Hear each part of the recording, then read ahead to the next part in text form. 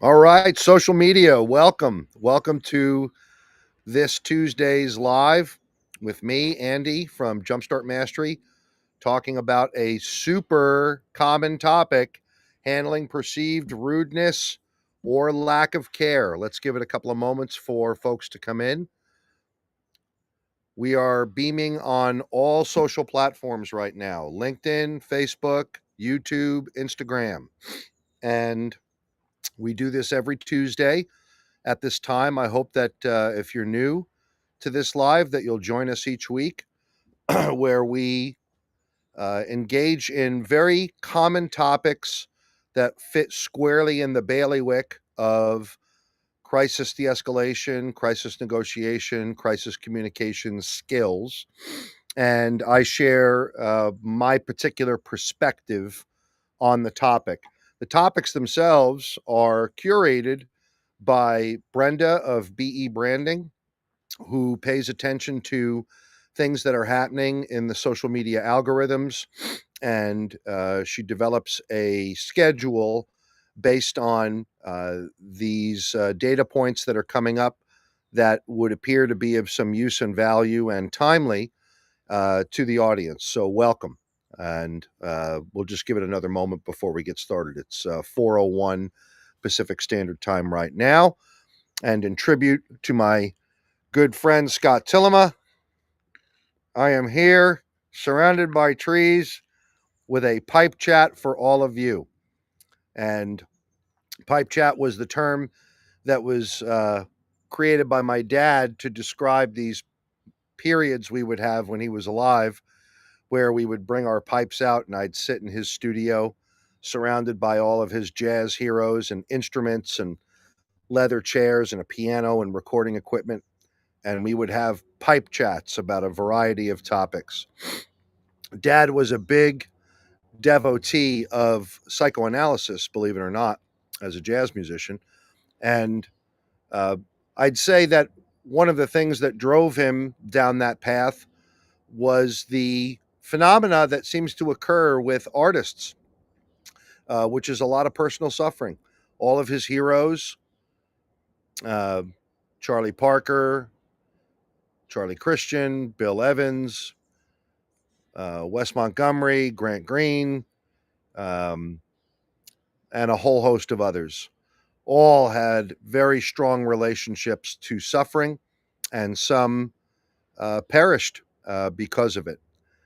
These were all very, very uh, committed and um, deep personalities in their art. Um, and that outcome is not unusual. But anyway, that's where Pipe Chat came from. So today we're going to talk about handling perceived rudeness or lack of care. Great description from Brenda here. What happens when someone feels dismissed or disrespected? Let's break down why that happens and talk about how to respond to it effectively. On my journey as an educator in this space, which also came with an extraordinary amount of uh, direct experience and to a reasonable extent, that is ongoing. I don't talk a lot about the work I do in the direct service space today, but let's just say I remain very plugged in. And some ideas evolve over time in one's life. And uh, I'm going to talk a little bit about evolving capacities that occur over time because the journey of life is, let's say, most enjoyable when there is some kind of fundamental commitment to ongoing growth and improvement. I would like very much for the things that bothered me yesterday to not bother me today, and for the belief that I can remain regulated under any set of conditions or circumstances to be a goal to which I aspire. So let's talk about rudeness and lack of care. Lack of care would be a phrase to describe being in a setting where an expectation of care is reasonable and it's not being delivered. That might be a medical provider's office, that might be a behavioral health care provider's office, it might be a HR person who is tasked to hold space for you as an employee that's coming to them with a very serious, emotionally arousing problem within the workplace. So, rudeness and lack of care. Um, I have come to learn in some years now areas in which I am vulnerable when it comes to emotional arousal around lack of care issues. Rudeness, I can pretty much manage from nearly everybody. It was not that way at the beginning. Um, I would say that I've come to understand that a presentation of rudeness for me today is generally something that doesn't move my needle because there is something behind the rudeness that's more interesting. And I've been through enough episodes of someone being rude where I don't, um, let's say, allow the experience of rudeness as it's coming my way alter my curiosity. But there are some instances where lack of care can do this. Um, this is what I've come to know when it comes to handling lack of care. I know for me, when someone is paid to deliver care and they don't deliver care, I'm vulnerable. My emotional arousal is more stimulated on that basis. So I must commit to an even more intense effort at regulating myself to get through why someone who's being paid might be underserving me or a loved one. I've also come to learn that I'm particularly vulnerable if I witness a paid person producing lack of care for another human being when there are standards of care in place. So if I witness abuse or neglect or anything like it befalling someone from someone's paid position, and worse, if that paid position contemplates some degree of authority. So I'm witnessing what might be an abuse of authority. For instance, if I witnessed a licensed medical provider who's paid an extraordinary amount of money engage a person with a less than caring affect, I'm vulnerable uh, to become emotionally aroused in a non-constructive way.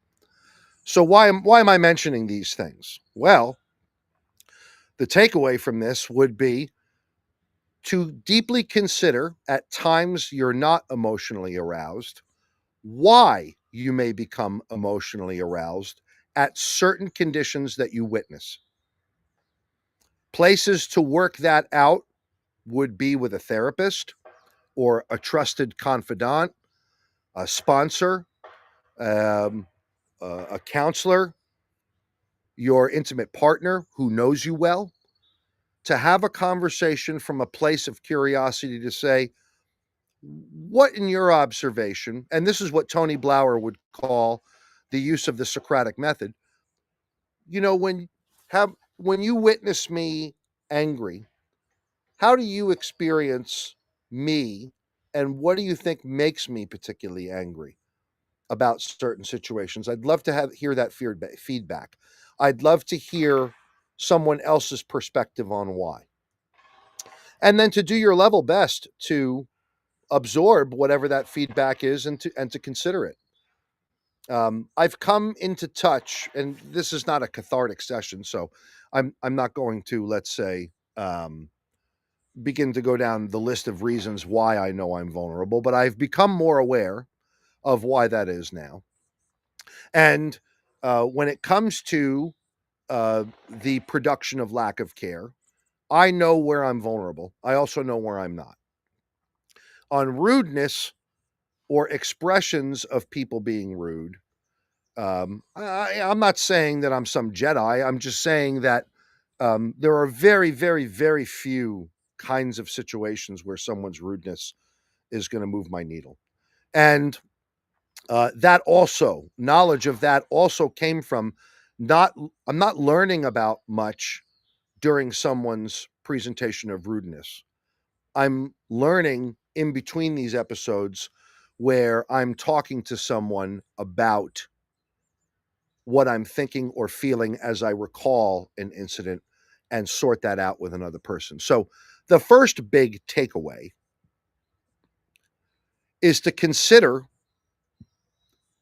and it's best with another person, what are the um, what are the ways in which they interpret your anger over someone being rude or someone producing a lack of care. These are the areas we're talking about today. What's the next thing to consider? Well, when someone is presenting rudeness or someone is presenting a lack of care, it is entirely reasonable to begin the interaction with some curiosity. And it might be something like this. You might want to check your initial perception. There's the introduction of this rude or lack of care stimulus. We want to ensure that we're appraising this correctly. My first thing might be, forgive me, would you kindly restate that? I didn't quite encode that. I didn't quite hear that thoroughly. Would you say that one more time? And then if they are rude again or more rude than they were, or let's say as insensitive or more insensitive, I can confirm that, quote, this is happening. Someone is producing rudeness or an absence of a caring affect. Once I accept this is happening, which hopefully is quicker than slower, the moment I accept this is happening, I can bring to bear a need to what the great Brian Zolnikoff referred to me as setting the discourse. The person's rudeness or lack of care does not have to set what's about to happen after this moment. I can influence this moment by perhaps feeding back to this person in a constructive and organized way how I'm experiencing them in the moment.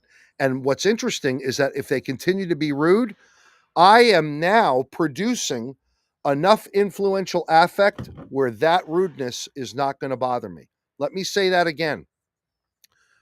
Tony says it another way. Those who manage their fear manage to fight. What does that mean? Even if one loses in the physical encounter, they're able to engender more resilience and wellness by knowing that they did what they were trained to do in the moment, and they can accept the outcome with a lot more grace than if they allowed the other person to set the discourse by virtue of their rudeness or lack of care. So I've accepted this is happening. I'm now going to bring about how I'm going to handle it. Why? Because I'm going to set the discourse. This rudeness or this lack of care is not going to influence the outcome completely. I'm going to share responsibility in what this outcome is going to be. It sucks that I have to do it. Yes, it's not right. Young people don't show respect anymore. Millennials are this way. Yes, there's all of that. And then there's what are you going to do with it? Bitch about what's happening in the world and how unfair it is? Or do you want to regulate yourself and your thinking and your thoughts and your feelings over what's happening in the moment and render some influence so you can, in the words of the great Steve Wagner, leave the interaction with some sense of power, personal power. I had power over myself. I'm not exerting it over another human being. Did I have agency in this moment, or did I allow the rudeness or the lack of care to influence me to the extent that I had to accept something that I didn't want to accept, as opposed to the idea that I may have to accept something because I have thought through it and arrived at the conclusion this is probably the best I'm going to get. Those are two different things. So after we accept that it's happening, it's entirely reasonable.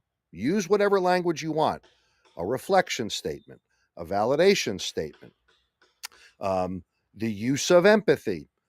We have a lot of educators that focus on various aspects of these principles. But the notion here, when someone is presenting rudeness or a lack of care, is to immediately validate that the other person, in whatever state they're in, is seen, heard, and understood. Looks like you may be having a little bit of a bad day. Maybe the person doesn't resonate with that because they're not even fully aware about how irritable they are. Well, why would you say that? I, I hear you asking me to describe why I said that. I it appears to me that you're very short tempered and you're angry, and I'm getting the sense that you want me to know that that's got something to do with me. Here at Starbucks, I'm just order a cup of. How about just let me place my order? That way, take the order, process, and move on to the next person. I can get out of your hair. Now, meanwhile, what did I come into the Starbucks with? I keep landing on Starbucks in these examples. It's probably not fair. One of the reasons I do that is because one of the um, one of the chief executives actually lives in the community, has a home where I live. So I'm surrounded, in this part of the Northwest with Starbucks culture. So forgive me, Starbucks. I apologize. Um, your employees are actually excellent 99.9% of the time. So um, the point here is I'm starting the interaction after I've checked it out. I'm sorry, did I hear that correctly? I Can you say that again? To, oh shit, this is happening. This person is producing rudeness, or they're not producing a lot of caring affect in this office here where they're supposed to be doing that. This is really happening. Okay, I got to deal with this. So I'm going to render some method here to managing this so I don't become victimized by this lack of care or this rudeness. I'm going to start with some kind of, I'll call it a validation statement. You don't have to agree with that, but it's falling under the header of all of these active listening skills. And the purpose that we're doing that is to establish that we are not a threat or a risk to their nervous system circuitry. I'm interested in letting them know that they're seen, heard, and understood in whatever way that they're producing, so that I can render influence, not so that I can be a slave to this. So this is why, at least in terms of these lives that I talk about and our training, I don't get over contextualized. I don't get over focused on a particular situation because it don't matter. I could do this in a prison, at a Starbucks, at a youth and family services place with my neighbor across the street. I'm starting with attributes. What's the attribute? I'm going to start with some kind of validation statement that the other person is seen, heard, and understood. Why am I doing that? Because I'm interested in showing their nervous system I'm not a threat or a risk. You can just calm down. It's going to be okay. I'm here. Looks like you're really upset. I hear you speaking to me real loud. Hey, sounds like you're having a tough day. Don't get over focused on the actual sentence. There are people in our business who like to focus very specifically on the sentence. That's all bullshit. Get right to the attribute. You're seen, heard, and understood. Now I got to move this thing. I've connected. Hey, it looks like you're really having a bad day. You're upset. I'm hearing you speak loudly. Looks like you don't want to serve me for whatever reason. Now I'm going to move this to a rule, policy, law, or shared value. Why am I doing that? I have to reframe this interaction. Hey, man, this is not about you or me. This is about you and a larger system to which we're all to be aligned. So I might say, hey, look, time is limited and it looks like you got a long line. I'm going to try to reframe. This is not about you and me. This is about you and this thing that you seem to be having some disalignment with. And then I'm going to make a suggestion. How about you do this? And I'm going to describe a desirable outcome that's directly linked to the suggestion. That way, we can get to the end of the transaction. So, what might be an episode of rudeness that happens on a recurring basis in your life? Um, let's see. Where do I experience the most rudeness lately? Um, I'd say driving, but there's not a lot of interaction when people are in vehicles other than people flipping each other off. So, where would it be more? Um, have you ever had an experience where someone will just start talking about let's say, their life story, and they're insensitive to um, what might be your time constraints on an interaction. And the initial perception might be, this person doesn't seem to care at all about my well-being because they're going on and on about their problem with their girlfriend or their problem with their boyfriend or their problem with their landlord. And I'm just here to buy this pack of cigarettes. So, I might say, if I followed this method that we're talking about in this live, I might say, gee, it sounds like you're giving me your whole life story here. Is that what you're doing? Oh, no. I was just talking about, this thing. Oh, okay, cool. Yeah. Well, look, I wish you the best of luck with it. And I look forward to seeing you the next time I come in. I'm setting the discourse. Oh, sorry, was getting a phone call. What's the next? What's the next thing to do? If it's still rude, if it's still irritable, validate it. Hey, sounds like you got a really complex, very comprehensive experience that you're trying to relay to me here, and I get that it may take a long time. I'm here right now because you have something I need, and sadly, I have to move on to my next thing. If you'd be willing to put a pin in that and pause it, the next time I come in, you can tell me a little bit more. I'd love to hear a little bit more about it the next time I come. That way, you can get to the next customer in line and I can be on my way. I just set the discourse. You might say, well, that's not someone being rude. Well, some people do perceive the Anon. You ever hear of Anon? That's the 12-step program for people that go on and on and on with their stories. There are lots of people out in the world that just talk endlessly to customers. And they're not surprised by, generally speaking, the kind of feedback that would suggest that they need to abbreviate what they're saying in the moment. So, what's the takeaway here? Check it out. Is this actually occurring? Oh, it is. Okay. Accept this is happening. Set the discourse. What's the discourse? I'm going to engage in some kind of method to diffuse this. What's the method? Maybe I'll do a VDSP. Maybe it'll be an OFNR from nonviolent communication. Could be, hey, man, looks like you got a lot on your mind with what's happening here at home with your intimate partner. And I can really appreciate that. I'm feeling a little anxious because it sounds like you have a need to connect with somebody about this. And I don't know if I have the time to do that. I actually have to be someplace in 5 minutes. Would you be willing to hit pause on this story and maybe consider going to a counselor or someone else to get your needs met? And I'd love to talk about that the next time I come in. I'm setting the discourse and I'm flipping the script, as you were. I'm changing the narrative on how someone's rudeness or lack of care is going to influence the outcome. I'm going to try to render some influence myself, and I'm going to do it from a self-regulated state. This has been a fun live. I hope that you enjoyed it. I certainly enjoyed it. I love doing these things. I wish you all the best and a peaceful day. Join us on Thursday for the live that we host in the Jumpstart Mastery community, where we have some different topics that we talk about on Thursdays, and lots of fun things, continually innovating here at Jumpstart, how we engage the public through technology, how we engage the public through our wonderful cadre of instructors.